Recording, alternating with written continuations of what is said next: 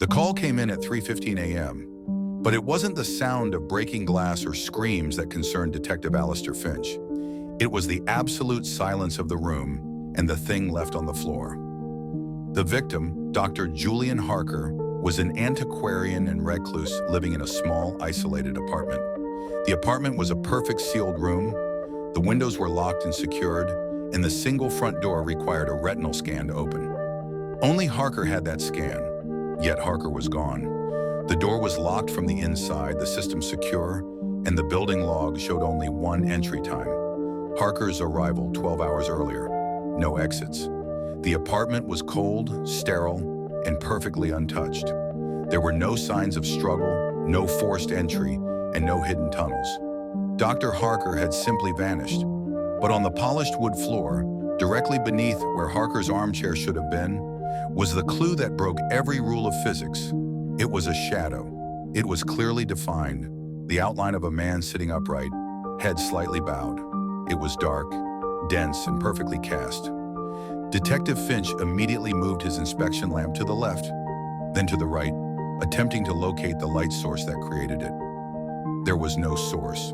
More impossibly, the shadow did not move. They brought in high-powered floodlights, casting multiple overlapping beams across the floor.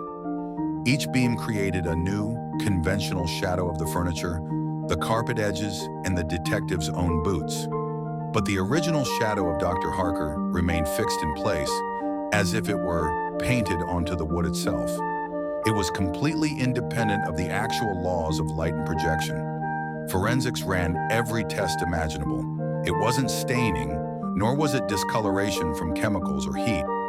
When they tried to scrape it, they found nothing. It was not a physical substance. Yet it was undeniably there, the fixed, two-dimensional imprint of a man who had ceased to exist. The only other anomaly was on Dr. Harker's desk. He had been studying a heavy leather-bound volume on ancient celestial mechanics. Inside, the last page was dog-eared, and a single archaic inscription was underlined. "To lose the sun is to become the sun." What was left on that floor wasn't a shadow. It was a physical piece of missing time, a fixed footprint of the man who had been sitting there. Did Dr. Harker find a way to step out of three-dimensional space, leaving only his permanent, unmoving impression behind? The only evidence of a violent exit was the perpetual shadow itself, the imprint of a body that was still there, even though the man was gone. Subscribe to Tag Studio TV right now to enjoy more interesting mysteries or crimes.